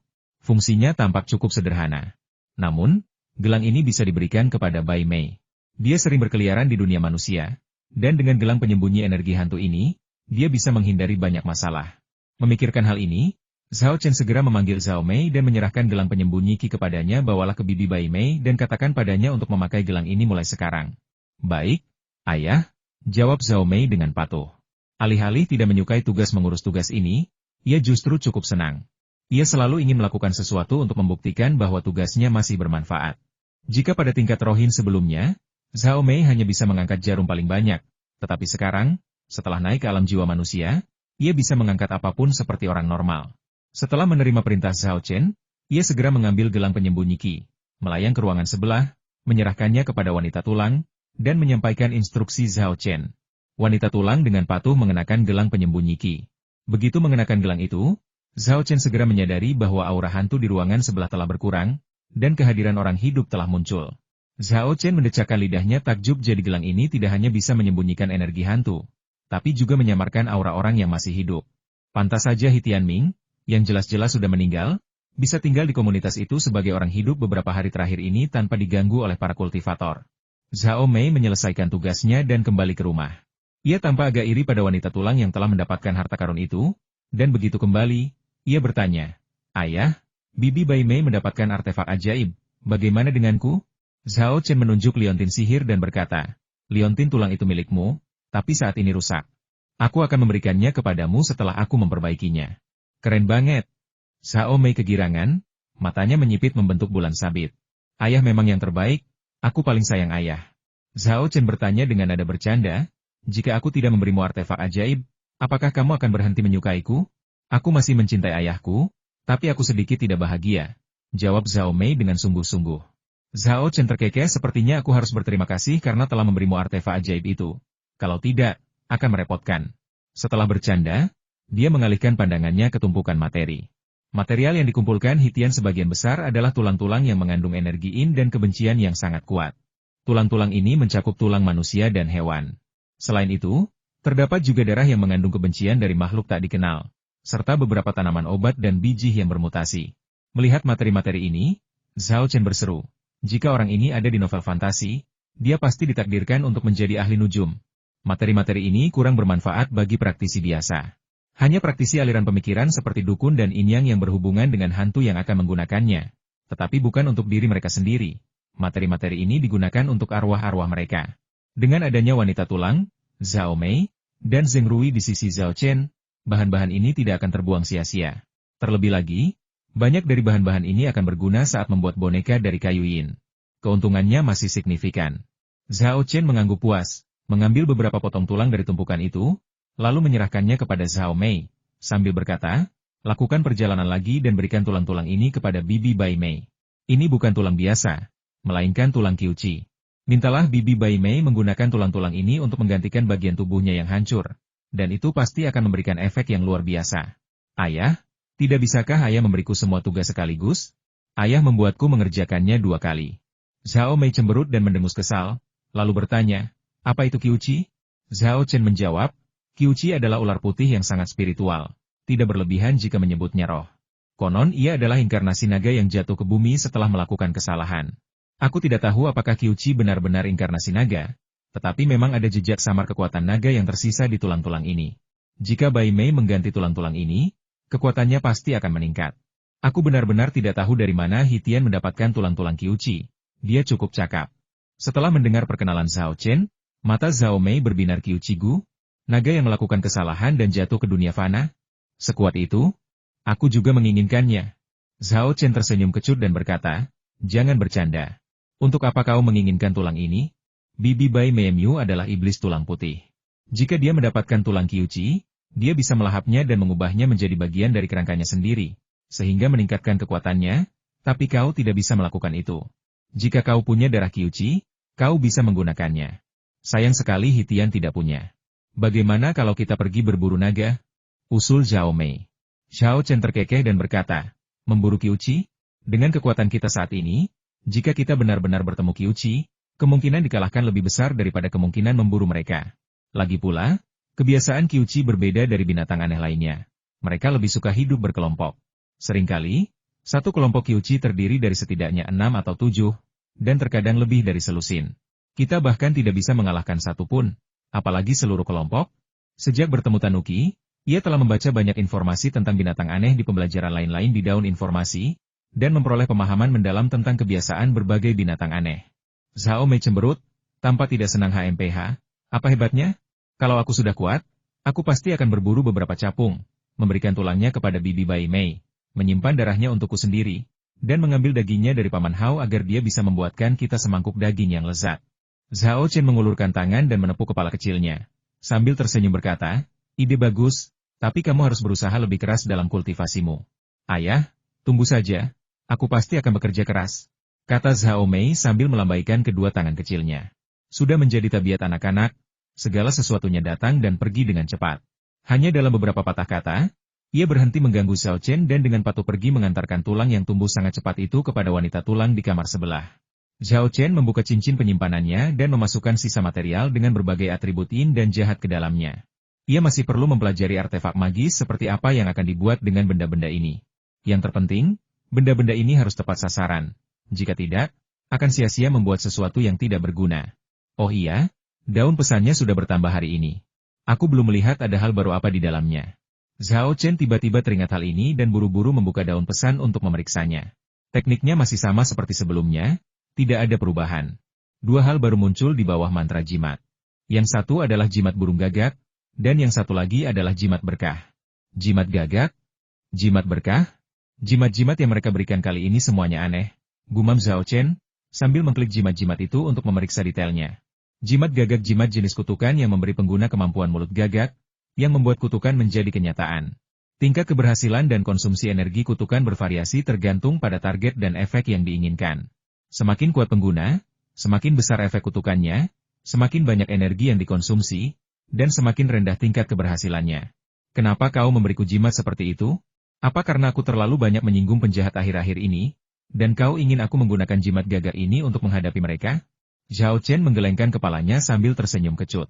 Dari segi fungsinya, jimat gagak agak mirip dengan mantra pengubah nasib yang telah ia pelajari sebelumnya. Namun, kutukan jimat gagak lebih spesifik, tidak seperti mantra pengubah nasib yang hanya dapat mengubah keberuntungan seseorang. Tetapi bagaimana tepatnya mereka akan mengalami kemalangan tidak dapat dikendalikan. Sementara itu, jimat gagak juga dapat digunakan untuk menahan musuh dalam pertempuran sungguhan. Tentu saja, ini dengan asumsi bahwa kekuatan musuh tidak jauh lebih besar daripada kekuatan kita sendiri, dan kutukan kita tidak terlalu berlebihan. Misalnya, mengutuk musuh sampai mati secara langsung kemungkinan besar memiliki tingkat keberhasilan yang sangat rendah. Namun, menahan musuh seharusnya tidak menjadi masalah. Dan di tengah panasnya pertempuran, hal-hal ini seringkali dapat menentukan jalannya pertempuran. Meskipun Zhao Chen agak tidak puas dengan jimat itu, ia tak bisa berbuat apa-apa. Lagi pula, ia tak bisa memilih apa yang diberikan daun informasi itu. Namun, ia tetap memutuskan untuk menggambar beberapa jimat gagak dan menyimpannya, karena jimat-jimat ini pasti akan berguna. Kemudian dia mengalihkan pandangannya ke jimat berkah. Jimat berkah jimat tipe penguat yang dapat sedikit meningkatkan kekuatan dan keberuntungan, dengan efek yang bertahan 10 menit. Jimat berkah ini cukup bagus. Seperti buff, dan dilihat dari deskripsinya, ini buff untuk semua atribut. Luar biasa. Aku hanya tidak tahu berapa persen, peningkatan kecil, yang sebenarnya diberikannya. Zhao Chen merenung, memutuskan untuk mengambilnya dan mengujinya untuk mengetahui efek spesifiknya. Meskipun jimat gagak tidak sepenuhnya memuaskan, jimat berkah ini jelas merupakan barang yang berharga. Jimat ini tidak hanya dapat digunakan dalam pertempuran, tetapi juga untuk menyembuhkan dan menyelamatkan nyawa. Ketika digunakan pada pasien yang sakit kritis, Jimat ini dapat merangsang vitalitas dan keberuntungan mereka, sehingga sangat meningkatkan efektivitas pengobatan. Mari kita lihat apakah ada hal bagus lainnya. Zhao Chen meneruskan pencariannya pada brosur informasi. Bagian medis masih berisi konten yang sama. Dia belum selesai mempelajari mata kuliah seperti pengobatan tradisional Tiongkok, formula, dan akupunktur, jadi tidak akan ada materi baru. Namun, di bawah kategori artefak magis, 3 item baru muncul: Puppet Master, Yin Soulier Rune, dan Soul Armor. Dalang adalah sejenis boneka, tetapi bukan boneka yang berorientasi pada pertarungan. Sebaliknya, ia adalah boneka analitis yang dapat memindai ki untuk mengidentifikasi masalah dalam kultivasi, menggambar jimat, membuat artefak, dan alkimia, serta memberikan saran korektif yang optimal. Karena membantu para kultivator berkembang, ia adalah satu-satunya dalang yang diberi gelar master. Setelah membaca pengantar tentang dalang, mata Zhao Chen berbinar, dan dia tidak sabar untuk menciptakan seorang dalang sendiri. Meskipun lembar informasi dapat memberikan saran untuk modifikasi, saran tersebut terutama berlaku untuk teknik kultivasi dan metode menggambar jimat serta membuat artefak. Lembar informasi tidak dapat mendeteksi atau memberikan panduan tentang kesalahan yang dibuat oleh individu selama kultivasi, menggambar jimat, dan membuat artefak. Sebelumnya, saya mengandalkan diri sendiri untuk berkultivasi. Meskipun ada metode yang disediakan oleh daun informasi, saya tidak tahu apakah saya telah melakukan kesalahan dalam berlatih dan menggunakannya. Perbedaan terbesar antara Puppet Master ini dan daun informasi adalah metodenya yang disesuaikan dengan individu, bukan teknik kultivasi atau menggambar jimat dan membuat artefak. Metode ini dengan sempurna mengatasi masalah terbesar yang saya hadapi saat ini. Lagi pula, setelah dalang yang disediakan oleh Information Leaf berhasil diciptakan, ia pasti akan bisa berbagi ilmu dengan Information Leaf. Hanya dengan memiliki dalang dan Information Leaf, aku bisa benar-benar mengatakan bahwa aku telah menerima bimbingan dan instruksi Wu Peng. Peran dalang sangat penting bagi Zhao Chen. Setelah sempat bersemangat, dia akhirnya mengalihkan perhatiannya ke Yin Soulier Rune dan Soul Armor. Rune prajurit Yin bukanlah artefak magis, melainkan rune yang digunakan pada boneka. Setelah rune ini terpasang, kekuatan boneka dapat ditingkatkan hingga 50%, yang merupakan buff permanen. Setelah membaca deskripsi Soul Armor, mata Zhao Chen berbinar lagi. Artefak ajaib ini cukup menarik. Zirah jiwa adalah zirah yang digunakan oleh hantu. Zirah ini ringan dan memiliki pertahanan yang tinggi. Saat hantu memakainya, ia tidak hanya dapat meningkatkan pertahanannya, tetapi juga menjadi kebal terhadap sinar matahari dan beberapa mantra pengusiran setan tingkat rendah. Bukankah Zhao Mei baru saja meminta senjata ajaib? Baju zirah jiwa ini sangat cocok untuknya. Zhao Chen tersenyum gembira. Perisai jiwa apa? Zhao Mei, dengan telinganya yang tajam, mendengar kata-kata Zhao Chen dan segera merangkak keluar dari tempat tinggal hantu, bertanya dengan penuh semangat. Sejenis baju zirah yang bisa dikenakan hantu, jawab Zhao Chen. Wow, luar biasa, seru Zhao Mei bersemangat. Gaya apa itu? Bukankah sangat megah dan indah? Oh, ngomong-ngomong, bisakah kau membuatnya menjadi baju zirah seperti gaun putri? Kalau tidak, sesuatu seperti yang dikenakan Nona 2B juga tidak masalah. Zhao Chen terdiam. Bukankah seharusnya kau khawatir tentang kemampuan pertahanan baju zirah itu? Kenapa kau hanya peduli apakah baju zirah itu terlihat cantik dan mengesankan? Lagi pula, kalau tidak salah ingat, Nona 2B tidak memakai baju zirah, melainkan gaun gotik dan celana kulit, kan? Aku perempuan, tentu saja aku lebih mementingkan gaya daripada pertahanan, kata Zhao Mei dengan nada datar, lalu menambahkan dengan terkejut, oh, ayah benar-benar tahu tentang Nona 2B? Apa ayah tidak main-main? Zhao Chen menjawab, saya tidak main game, tapi saya online. Ada yang menyebut Nona 2B di internet. Tapi kamu, bagaimana kamu tahu tentang dia? Saya melihat Paman Hao memainkan permainan ini. Nona 2B sungguh hebat, kata Zhao Mei dengan kagum. Dahi Zhao Chen berkerut karena semakin marah ingat kata-kataku, dan kurangi waktu bersama Paman Hao di masa depan. Ia benar-benar takut Hao Li akan menyesatkan Zhao Mei dan menjadikannya seorang penyendiri. Zhao Mei mendengus dengan nada menghina. Ayah pernah mengatakan ini sebelumnya. Ayah bertele-tele sekali. Putriku sebenarnya tidak menyukaiku. Zhao Chen hampir menangis. Tentu saja, dia tidak menyalahkan Zhao Mei, tetapi dia semakin membenci Hao Li. Di Chengdu, 1000 mil jauhnya, Hao Li tidak dapat menahan diri untuk tidak bersin dan bergumam kaget. Aneh, apa ada yang membicarakan keburukanku di belakangku? Tanpa ia sadari, ini jauh lebih serius daripada sekadar membicarakan keburukannya di belakangnya. Zhao Mei mendesak. Ayah masih belum menjawabku. Apa sebenarnya Soul Armor ini? Zhao Chen menjawab, bisa jadi apapun yang kau inginkan. Kuncinya bukan penampilannya, tapi kemampuan bertahannya. Perisai jiwa ini bisa bertahan melawan. Dia hendak memperkenalkan atribut-atribut Soul Armor, Tetapi Zhao Mei sama sekali tidak mendengarkan apa yang hendak dikatakannya. Ia sudah bergumam dengan penuh semangat. Wow, kau bisa berubah menjadi apapun yang kau mau? Luar biasa. Aku harus pilih yang mana? Gaun putri pasti cantik dan imut. Tapi gaun gotik Nona 2B juga keren banget. Aku jadi bingung. Zhao Chen, yang merasa cukup frustrasi, berkata, bisakah kita berhenti membahas penampilannya dan mulai membahas kemampuan pertahanannya? Itu yang penting. Zhao Mei menjawab, oh, pertahanan tidaklah penting, yang penting terlihat bagus. Sialan, itu nggak penting. Kamu bahkan pakai artefak sihir untuk menilai orang dari penampilannya? Zhao Chen hampir muntah darah karena marah mendengar kata-katanya. Setelah beberapa saat penuh kegembiraan, Zhao Mei bertanya lagi, Ayah, kapan ayah akan membuatkanku baju zirah jiwa? Zhao Chen menjawab, untuk membuat soul armor, kami masih kekurangan beberapa bahan. Besok, saat aku membantu Paman Wu yang membeli barang antik, aku akan berkeliling dan mencari bahan-bahan yang kurang. Jika bisa, aku akan membuat soul armor untukmu besok. Jika tidak, aku akan memeriksa forum kultivator. Hari ini, aku akan memperbaiki bewitching pendant untukmu terlebih dahulu. Baiklah, Zhao Mei setuju dengan sedikit penyesalan. Zhao Chen meneruskan pencariannya pada lembar informasi tersebut, tetapi tidak menemukan sesuatu yang baru. Maka, ia keluar dari lembar informasi tersebut dan mengeluarkan seperangkat lengkap peralatan pembuatan alat. Meskipun lembar informasi itu menyediakan metode untuk memperbaiki liontin penyihir, dia tidak langsung memperbaikinya. Dia berencana untuk menciptakan seorang dalang terlebih dahulu. Dengan bantuan dalang, perbaikan liontin sihir pasti akan lebih lancar dan tingkat keberhasilannya akan lebih tinggi. Zhao Chen membuka cincin penyimpanannya dan, mengikuti daftar di daun informasi, mengeluarkan semua bahan yang dibutuhkan untuk membuat dalang dan menatanya dengan rapi. Dalang adalah salah satu jenis dalang. Kayu yin adalah bahan utamanya, diikuti oleh bubuk giok yang mengandung qi, yang digunakan untuk membuat tinta giok. Tinta ini kemudian digunakan untuk menggambar rune rumit pada kayu yin.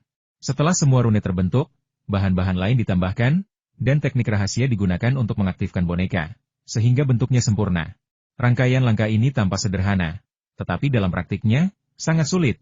Terutama runenya tidak hanya rumit, tetapi juga menghadirkan kendala yang signifikan selama proses penggambaran. Untungnya, Zhao Chen memiliki kuas rune darah naga untuk membantunya.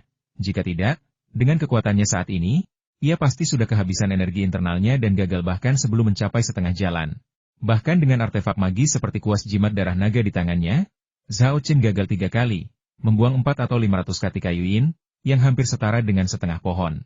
Rasa sakit hati itu membuatnya ingin muntah darah. Beruntungnya, dalang berhasil diciptakan. Setelah terbentuk, dalang tersebut, di bawah pengaruh rune, menyusut hingga seukuran ponsel, tampak seperti plakat kayu biasa. Selain rune yang melapisinya dengan pola, tidak ada yang istimewa darinya, sehingga sulit untuk mengaitkannya dengan boneka. Zhao Chen memegang plakat kayu itu, mengamatinya dari segala sudut, bergumam dalam hati. Awalnya kukira dalang akan terlihat seperti robot, tapi ternyata itu hanya plakat kayu. Perbedaannya terlalu besar. Apakah aku benar-benar berhasil menciptakan dalang? Mungkinkah ada yang salah selama ini?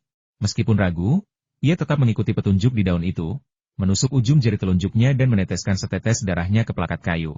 Saat plakat kayu itu menyentuh esensi darah, plakat itu langsung memancarkan cahaya menyilaukan. Kemudian, sebuah suara tanpa emosi terngiang di benak Zhao Chen Master Boneka diaktifkan, menunggu perintah. Bicara langsung denganku dalam pikiranku? Itu praktis. Zhao Chen terkejut. Jika semua orang bisa mendengar suara dalang, ia harus mencari alasan untuk menutupinya atau tidak menggunakannya di depan umum. Sekarang, karena dalang bisa berkomunikasi langsung dengannya dalam pikirannya, masalahnya jauh lebih sedikit. Setelah berpikir sejenak, Zhao Chen memberi perintah pindai liontin sihir dan susun rencana perbaikan. Meskipun ia sudah melihat rencana perbaikan di lembar informasi, ia tetap memberikan instruksi ini kepada dalang. Ia ingin melihat apakah dalang benar-benar telah berbagi pengetahuan dengan lembar informasi. Suara dalang langsung bergema di benak Zhao Chen ya, pindai liontin sihir. Rencana perbaikan sedang berlangsung. Selesai, rencananya adalah sebagai berikut. Ketika suara itu berhenti, rencana perbaikan terperinci muncul di depan mata Zhao Chen, hampir identik dengan apa yang tercatat di lembar informasi, dan bahkan lebih rinci dalam beberapa langkah. Zhao Chen sangat gembira haha. Dalang itu benar-benar berbagi ilmu dengan daun informasi, dan ilmunya bahkan lebih detail daripada ilmu yang kudapat dari daun informasi. Dengannya, aku akan sangat terbantu dalam kultivasi, menggambar jimat, alkimia, dan membuat artefak. Setelah tenang, Zhao Chen mulai memperbaiki liontin penyihir sesuai dengan rencana sang dalang. Sebelum memulai perbaikan, ia tak lupa memberi nasihat saya sedang mulai memperbaiki liontin bewitching sekarang. Pantau proses perbaikan saya dan segera ingatkan saya jika ada tanda-tanda kesalahan. Dimengerti? Jawab sang dalang. Ternyata, pengaturan Zhao Chen benar. Selama perbaikan liontin sihir, ia hampir membuat kesalahan beberapa kali, tetapi sang dalang segera mengingatkan dan mengoreksinya setiap kali. Hal ini membuat Zhao Chen menyadari bahwa dengan adanya dalang, ia akan membuat lebih sedikit kesalahan dan mengambil jalan memutar di masa depan saat membuat artefak, menggambar jimat, memurnikan pil, dan bahkan berkultivasi. Dalang sangatlah berguna. Dalang, bagus sekali. Setelah memperbaiki liontin sihir, Zhao Chen memujinya dengan tulus. Tanpa bantuan dalang, ia bisa saja memperbaiki liontin bewitching, tetapi akan membutuhkan lebih banyak waktu, tenaga, dan material. Lebih lanjut, meskipun kesalahan selama proses perbaikan tidak akan merusak liontin, kesalahan tersebut akan memengaruhi hasil akhirnya. Dengan bantuan dalang, perbaikan liontin sihir milik Zhao Chen mencapai tingkat yang mencengangkan, 100%. Sementara itu, selama proses perbaikan, sang dalang juga memberikan banyak saran cerdik untuk perbaikan, yang meningkatkan efek liontin menyihir sekitar 20%. Hasil restorasi seperti itu benar-benar yang terbaik dalam dunia budidaya masa kini. Penting untuk dipahami bahwa banyak pemulih artefak magis sudah cukup mahir memulihkan artefak magis hingga 70 hingga 80% sempurna, cukup untuk membuat nama mereka tersohor. Mencapai restorasi 90% hanyalah sesuatu yang hanya bisa dilakukan oleh pemulih tingkat atas. Mereka yang mampu memulihkan artefak magis yang rusak hingga 100% sempurna adalah para master ternama di bidangnya. Sedangkan mereka yang mampu meningkatkan kekuatan artefak setelah restorasi, mereka benar-benar Grandmaster.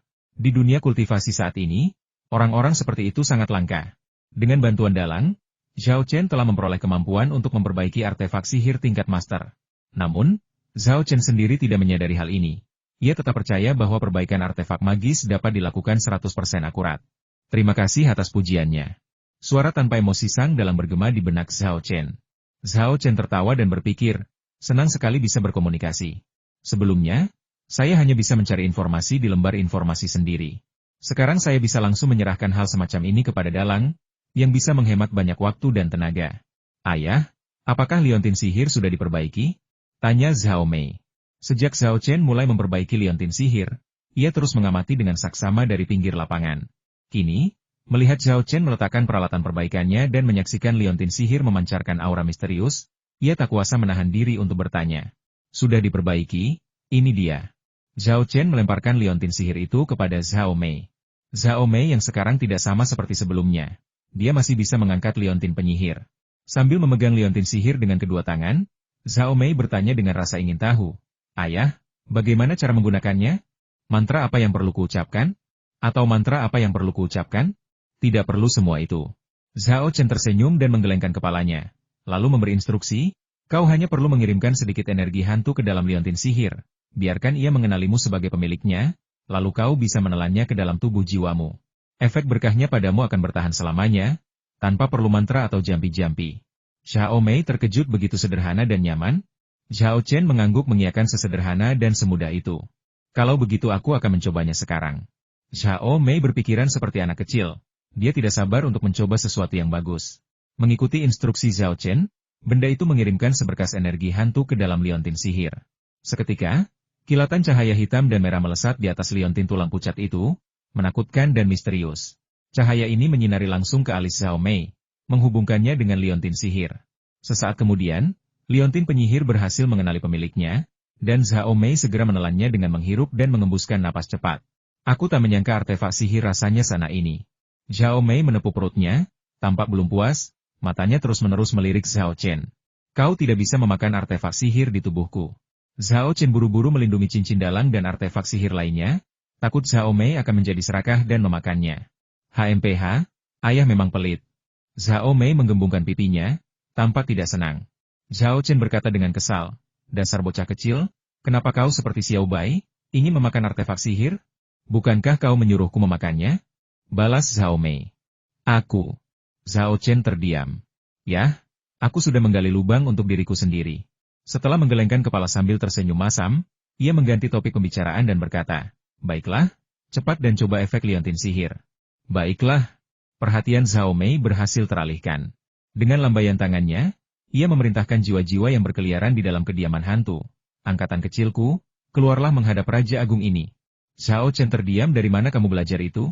Zhao Mei menjawab, Bukankah semua iblis kuat di perjalanan ke barat yang menguasai gunung mengatakan hal yang sama? Bahkan Sun Wukong pun mengatakan hal yang sama ketika ia berada di gunung bunga buah. Apa yang salah dengan itu? Zhao Chen berpikir sejenak, dan merasa menonton Journey to the West lebih baik daripada mengikuti Howlie ke dunia anime dan manga. Maka, ia tersenyum kecut dan berkata, tidak apa-apa. Aku hanya bertanya dengan santai. Kamu bisa melanjutkan. Zhao Mei memberi dan mulai memberi perintah kepada roh-roh pengembara. Zhao Chen menghitung. Totalnya ada 24 roh. Entah karena ia lebih terampil mengendalikan roh-roh untuk kedua kalinya, atau karena liontin sihirnya berfungsi, semuanya terasa jauh lebih lancar daripada sebelumnya. Roh-roh itu juga lebih cepat bereaksi dan menjalankan perintah. Zhao Mei sedang bersenang-senang, terus-menerus mengeluarkan berbagai perintah aneh untuk menyiksa roh-roh pengembara. Untungnya, roh-roh ini sudah lama kehilangan kesadaran. Kalau tidak, bahkan jika mereka tidak mengutuknya, mereka pasti akan protes keras. Gadis ini, biarkan saja dia bermain, kata Zhao Chen sambil tersenyum manis. Zhao Mei baru berusia 5 atau 6 tahun ketika meninggal. Masa ketika ia masih sangat suka bermain. Tak diragukan lagi, ia memperlakukan arwah pengembara itu seperti boneka dan bermain rumah-rumahan. Zhao Chen mendesa dalam hati, sambil merenungkan apakah ia harus membuat boneka prajurit inversi boneka Barbie untuk Zhao Mei, sehingga ia tidak hanya dapat membantunya dalam pertempuran, tetapi juga bermain dengannya di waktu-waktu biasa. Setelah bahan-bahannya tersedia, Zhao Chen segera mulai membuatnya. Tentu saja, ia tidak hanya membuat boneka prajurit hantu ala boneka Barbie untuk Zhao Mei. Ia juga ingin membuat beberapa boneka prajurit hantu untuk dirinya sendiri. Benda-benda ini dapat memainkan peran penting, baik di masa perang maupun masa damai. Tentu saja, sebelum bertindak, Zhao Chen tak lupa memberi perintah kepada dalam berikan saya desain prajurit hantu boneka, dan awasi proses produksi saya, serta berikan pengingat dan saran bila diperlukan. Rencana produksi prajurit hantu boneka adalah sebagai berikut. Saat suara dalam terngiang di benak Zhao Chen, sebuah rencana terperinci muncul di hadapannya. Zhao Chen segera mengeluarkan kayu yin, giok yang mengandung qi, dan berbagai bahan lainnya, dan mulai sibuk. 2 jam kemudian, versi boneka Barbie dari prajurit hantu boneka dan 7 versi biasa dari prajurit hantu boneka muncul di depan Zhao Chen. Kecuali versi boneka Barbie dari para prajurit boneka, yang lebih kecil dan hanya seukuran boneka biasa. 7 prajurit boneka lainnya berukuran hampir sama dengan manusia normal. Mereka tampak seperti figur mekanik yang terbuat dari kayu, tetapi dipenuhi rune misterius dan rumit dari ujung kepala hingga ujung kaki. Rune misterius ini tidak hanya menjadi sumber tenaga untuk menggerakkan prajurit boneka, tetapi juga menyimpan seni bela diri dan mantra yang dapat mereka lepaskan. Keterampilan bela dirinya baik-baik saja. Selama sumber dayanya tetap ada, para prajurit boneka dapat terus menjalankan tugas mereka. Zhao Chen menggabungkan semua keterampilan bela dirinya yang ia ketahui ke dalam rune. Dalam pertarungan sesungguhnya, para prajurit boneka akan memilih keterampilan dan jurus bela diri tertentu berdasarkan situasi tertentu. Zhao Chen awalnya ingin menggabungkan teknik serangan ilahi ke dalam rune. Namun, sayangnya, teknik serangan ilahi tidak hanya membutuhkan qi, tetapi juga jiwa dan tubuh. Prajurit boneka ini hanyalah benda mati dan tidak dapat melepaskan jurus pamungkas seorang praktisi bela diri, sehingga Zhao Chen terpaksa menyerah dengan menyesal. Dibandingkan dengan seni bela diri, penggunaan sihir jauh lebih rumit. Agar prajurit boneka dapat merapal mantra, mereka harus diisi daya terlebih dahulu. Menurut informasi dalang, setiap prajurit boneka yang terisi daya penuh dapat merapal total 2 mantra ofensif dan 3 mantra tambahan. Zhao Chen agak tidak puas dan bergumam.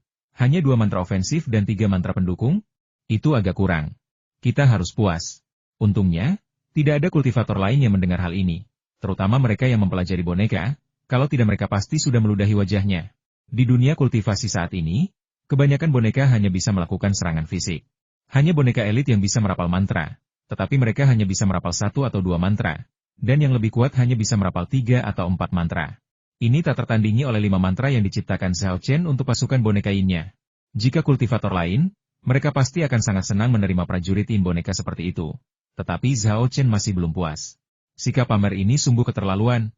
Tentu saja, Zhao Chen tidak menyadari bahwa ia tanpa sengaja pamer lagi. Lagi pula, ia tidak pernah benar-benar memahami kondisi dunia kultivasi saat ini. Zhao Mei sudah lama penasaran dengan tentara boneka ini, tetapi ia menahan diri untuk bertanya karena takut mengganggu Zhao Chen yang sedang sibuk. Setelah Zhao Chen selesai, ia melayang ke sisinya dan bertanya dengan rasa ingin tahu. Ayah, apa semua benda ini yang ayah buat? Robot? Kenapa tidak terbuat dari besi? Mereka adalah tentara boneka, jauh lebih kuat daripada robot, kata Zhao Chen sambil tersenyum. Ia lalu menusuk jari tengahnya, meneteskan setetes darah ke masing-masing ketujuh tentara boneka itu. Berdengung. Serangkaian bunyi gedebuk teredam terdengar dari tubuh ketujuh prajurit boneka itu.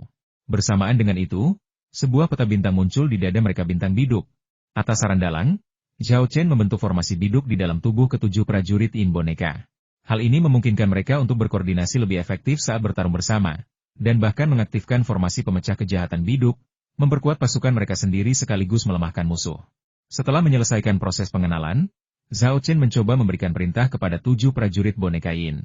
Meskipun tentara boneka ini tidak memiliki kesadaran diri, mereka dapat menjalankan perintah dengan sangat tepat. Zhao Mei melirik ke arah prajurit boneka Yin, lalu ke arah sekelompok jiwa pengembara di bawah komandonya, dan merasakan bukan hanya kesenjangan kemampuan mereka tetapi juga tekanan. Awalnya ia ingin pamer pada Zhao Chen, tetapi sekarang ia sedang tidak ingin melakukannya. Ia berkata dengan ekspresi kecewa, "Ayah, prajurit hantu bonekamu memang terlalu pintar. Dibandingkan dengan mereka, jiwa-jiwa pengembara di bawah komandoku hanyalah sekelompok idiot." Zhao Chen menghiburnya, berkata, "Jiwa pengembara memiliki potensi untuk berkembang, sementara prajurit boneka tidak. Jadi, meskipun jiwa pengembara saat ini lebih rendah daripada prajurit boneka, selama kau melatih mereka dengan baik, kekuatan mereka di masa depan pasti akan melampaui prajurit boneka." "Ya, saya pasti akan melatih mereka dengan baik." Zhao Mei mengangguk sebagai jawaban. Ekspresinya sangat serius. "Anak baik." Zhao Chen mengusap kepala kecilnya, lalu menyerahkan boneka prajurit bergaya boneka Barbie yang dibuat khusus itu kepada Zhao Mei ini. "Untukmu. Ini boneka prajurit yang dibuat khusus untukmu. Kamu bisa bermain dengannya, dan boneka ini juga bisa membantumu bertarung saat menghadapi musuh." "Terima kasih, Ayah." Zhao Mei sangat gembira. Setelah mengambil boneka prajurit Yin, ia mencium pipi Zhao Chen dengan erat. Perasaan dicium hantu itu dingin, lembab, dan sama sekali tidak menyenangkan. Tetapi Zhao Chen cukup senang. Dia merasa puas dan bahagia setiap kali melihat senyum Zhao Mei. Dia merasa semakin memperlakukan Zhao Mei sebagai keluarga, sebagai putrinya. "Ayo, aku ajari kau cara menggunakannya." Zhao Chen mengajari Zhao Mei cara mengaktifkan dan menggunakan tentara boneka Yin. Setelah selesai, dia melihat ke arah 7 tentara boneka yang berdiri di ruangan dan merasakan sedikit sakit kepala. Ketujuh makhluk ini begitu besar sehingga jika mereka ditempatkan di dalam ruangan, mereka tidak hanya akan menghabiskan tempat, tetapi juga dengan mudah akan mengejutkan orang. Zhao Chen bergumam, "Sepertinya aku harus menyimpannya di cincin penyimpananku. Tapi cincin penyimpanan yang kupakai sekarang tidak cukup lagi untuk menampung semua benda ini. Aku harus membeli cincin penyimpanan baru khusus untuk mereka." Tepat saat itu, suara sang dalang terngiang di benaknya saat tidak digunakan. Prajurit boneka dapat beralih ke mode hibernasi, menjadi lebih kecil dan lebih ringan agar mudah dibawa. "Hah?" Zhao Chen terkejut. "Ada fungsinya? Bagaimana cara menggunakannya?" Sang dalang menjawab, "Cukup berikan perintah hibernasi." Zhao Chen segera melakukan seperti yang diperintahkan, memerintahkan 7 prajurit boneka untuk bertahan. "Ya, aktifkan mode hibernasi." Ketujuh prajurit boneka itu menjawab serempak. Rune kompleks mereka memancarkan sinar cahaya yang membentuk bercak cahaya menyilaukan di udara. Sesaat kemudian, bercak cahaya itu menghilang, dan ketujuh prajurit boneka itu, yang sebelumnya tingginya hampir 2 meter, berubah menjadi bola-bola yang tak lebih besar dari ujung jari. "Apakah ini mode tidur para prajurit boneka?" Zhao Chen membungkuk dan mengambil sebuah bola bundar. Bola itu sangat ringan, rasanya seperti memegang kacang kedelai di tangannya. Mungkinkah ungkapan, "menaburkan kacang untuk menciptakan prajurit," berasal dari prajurit boneka? Menaburkan kacang untuk menciptakan prajurit bukanlah semacam trik sulap, melainkan aktivasi prajurit boneka? Semakin Zhao Chen memikirkannya, semakin besar kemungkinan hal itu terjadi. Menarik. Dia mengambil ketujuh kacang bundar itu dan menaruhnya ke dalam cincin penyimpanannya. Tentara boneka itu berubah menjadi bentuk kacang, dan saat digunakan, mereka dapat memberikan efek kejutan, membuat musuh lengah. Zhao Mei, yang menonton dari samping, membelalakan matanya dan segera mengikutinya, membuat prajurit bonekanya terus berganti-ganti antara bentuk kacang dan boneka Barbie, bersenang-senang. Selanjutnya, Zhao Chen membangun rumah hantu baru untuk menampung 24 jiwa pengembara di bawah komando Zhao Mei. Setelah menyimpan peralatannya, Zhao Chen meregangkan tubuhnya dan berkata kepada Zhao Mei, "Baiklah, berhentilah melatih roh-roh pengembara ini untuk saat ini. Ini sudah lewat pukul 1 dini hari, ketika energi Yin berada di puncaknya dan roh-roh pengembara sedang aktif. Mari kita cari tempat untuk mengujinya dan lihat apakah roh-roh pengembara lainnya juga bisa mematuhi perintahmu." Zhao Mei sangat gembira hebat. "Di mana kita bisa melakukan percobaan ini?" Zhao Chen menjawab, "Aku sudah memeriksa peta di ponselku, dan ada rumah sakit di dekat sini. Ayo kita ke sana dan lihat apakah kita bisa bertemu roh-roh pengembara." Roh pengembara kurang memiliki kesadaran diri dan hanya didorong oleh naluri, sehingga dalam kebanyakan kasus, mereka lebih suka berlama-lama di tempat-tempat dengan energi Yin yang kuat. Di kota-kota modern, selain area permukiman dengan feng shui yang bermasalah, tempat-tempat dengan energi yin yang kuat antara lain rumah sakit, rumah duka, dan krematorium. Hotel tempat Zhao Chen dan rombongan menginap terletak di daerah yang ramai, jadi jelas tidak ada rumah duka atau krematorium di dekatnya. Karena itu, mereka hanya bisa mencoba peruntungan di rumah sakit. Kalau begitu, ayo kita berangkat, desak Zhao Mei. Zhao Chen terkekeh, kamu benar-benar penuh energi. Baiklah, ayo pergi. Begitu dia membuka pintu dan melangkah keluar, wanita tulang yang tinggal di kamar sebelah memperhatikannya dan bergegas membuka pintunya, ingin mengikutinya. Zhao Chen melambaikan tangannya dan berkata, kau tidak perlu ikut. Tinggallah di hotel dan sembuhkan lukamu. Kita akan pergi ke rumah sakit terdekat untuk menguji kemampuan Zhao Mei yang baru saja pulih. Kita akan segera kembali. Wanita tulang itu mengangguk setuju jika terjadi sesuatu, tolong hubungi aku. Oke. Zhao Chen memberi isyarat oke dan menuntun Zhao Mei menuju lift. Alih-alih membawa roh-roh pengembara ke kediaman hantunya, Zhao Mei memanipulasi mereka menjadi dua baris, berbaris dalam formasi di belakangnya. Kemampuan roh-roh itu untuk menjalankan perintah sungguh menggelikan. Barisan mereka tidak menentu dan goyah, menyerupai parade badut. Zhao Chen merasa geli, tetapi tidak menunjukkannya, malah menyemangati Zhao Mei. Dengan latihan yang tekun, jiwa pengembara pasti akan meningkat secara bertahap. Oleh karena itu, Zhao Mei membutuhkan dorongan, bukan kritik. Jika kritiknya terlalu berlebihan dan ia kehilangan kepercayaan diri, hasilnya akan kontraproduktif. Tak lama kemudian, Zhao Chen tiba di lift dan menekan tombol turun. Setelah menunggu sebentar, lift di sebelah kiri tiba, dan pintunya perlahan terbuka, memperlihatkan beberapa pria dan wanita yang tampaknya telah merencanakan untuk keluar mencari camilan larut malam. Zhao Chen melirik ke dalam lift, lalu melihat sekeliling, tetapi tidak masuk. Kamu mau turun atau tidak? Tanya seorang anak laki-laki di dalam lift. Zhao Chen melambaikan tangannya dan menjawab, tidak apa-apa, kalian pergi dulu, saya akan menunggu lift berikutnya. Ada apa denganmu? Anak laki-laki itu memutar matanya dan bergumam pelan, sambil menekan tombol tutup. Tepat saat pintu lift hampir tertutup, ia mendengar Zhao Chen berkata, banyak sekali orangnya, mustahil untuk masuk. Kita tunggu sebentar lagi saja.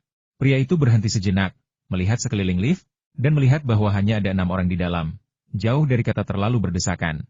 Orang lain di lift juga mendengar kata-kata Zhao Chen, dan ekspresi mereka agak aneh. Seorang gadis, dengan wajah pucat, bertanya, apa maksud orang itu dengan ucapannya? Gadis lain melanjutkan pembicaraan, katanya, jelas hanya ada 6 orang di dalam lift, jadi mengapa dia bilang terlalu banyak orang dan terlalu sesak? Mungkinkah? Gadis ketiga menelan ludah dengan susah payah, ekspresinya ketakutan, ada orang yang tidak bisa kita lihat di dalam lift ini? Semua orang langsung mengerti bahwa orang tak kasat mata yang ia maksud adalah hantu. Mereka semua menggigil dan merasakan hawa dingin serta kengerian di sekitar mereka. Ketiga anak laki-laki itu juga sedikit takut, tetapi mereka tidak bisa menunjukkan rasa takut di depan pacar mereka. Mereka memaksa diri untuk tetap tenang dan berkata, jangan terlalu dipikirkan, anak itu hanya iseng. Kalau kita lihat dia lagi, kita hajar dia. Pada saat yang sama, Zhao Mei bertanya, ayah, mengapa ayah tidak masuk ke lift tadi? Dengan banyaknya orang di antara kalian, liftnya jadi terlalu sesak, jawab Zhao Chen. Zhao Mei menggoda. Haha, ayah konyol sekali. Kita ini hantu, kita tidak perlu menempati ruang.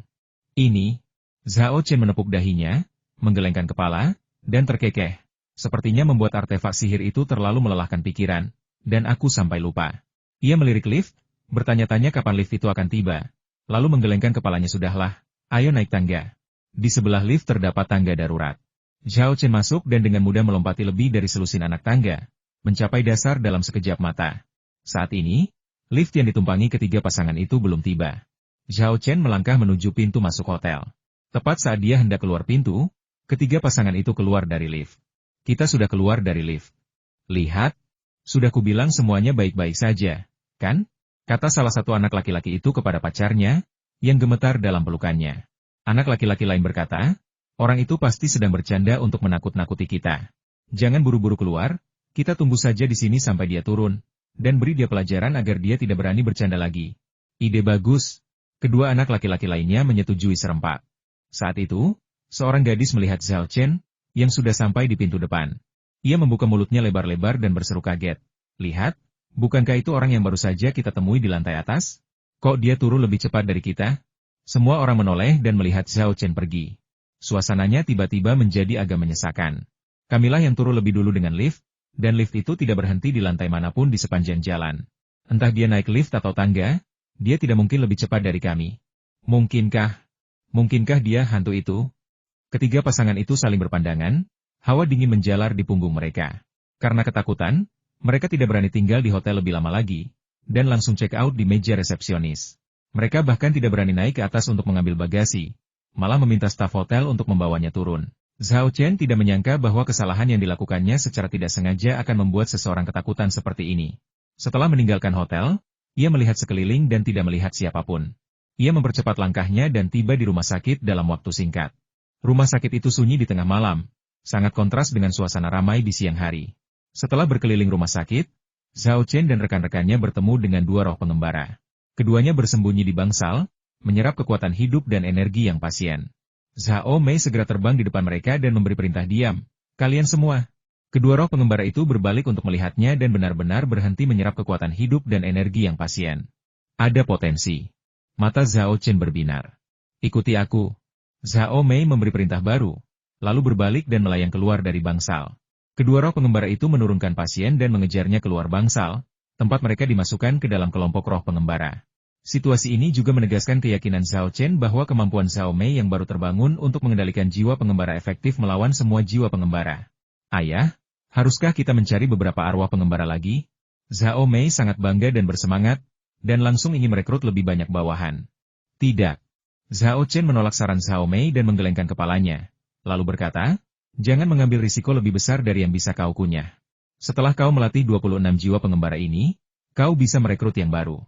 Kalau tidak, jika terlalu banyak jiwa pengembara, kau pasti akan kewalahan saat melatih mereka, yang akan sangat memperlambat kemajuanmu. Meskipun Zhao Mei sedikit tidak senang, dia tetap patuh setuju. Oke. Zhao Chen berkata, ayo kita kembali ke hotel. Kamu latih roh-roh pengembara ini sendiri hari ini. Setelah Bibi Bai Mei pulih dari luka-lukanya, kamu bisa pergi dan meminta nasihatnya. Semasa hidupnya, beliau adalah seorang jenderal militer yang memimpin pasukan ke medan perang. Beliau pasti punya bakat melatih prajurit. Baiklah, jawab Zhao Mei sambil mengendalikan 26 jiwa yang berkeliaran, membuat mereka berbaris dalam formasi yang jarang dan berjalan dengan langkah goyah, kembali ke hotel. Ketika mereka kembali ke hotel, ketiga pasangan itu sudah pergi. Untungnya, mereka tidak bertemu lagi. Kalau tidak, ketiga pasangan itu pasti akan ketakutan lagi. Saat kami naik lift, seorang staf hotel dengan ramah mengingatkan saya, Pak, mohon jangan naik lift di sebelah kiri. Selain itu, jika Anda mengalami masalah di dalam lift, mohon tekan tombol panggilan darurat untuk memberitahu kami. Ada apa? Apa liftnya rusak? Tanya Zhao Chen bingung. Itu bukan kerusakan lift, staf hotel itu menggelengkan kepalanya. Apa alasannya? Desak Zhao Chen. Staf hotel ragu sejenak, lalu merendahkan suaranya dan berkata, Pak, kami tidak diizinkan memberitahu tamu tentang hal ini, jadi tolong jangan bilang saya yang memberitahu Anda. Sepertinya ada sesuatu yang kotor di lift hotel. Benda kotor? Zhao Chen tidak bereaksi sesaat.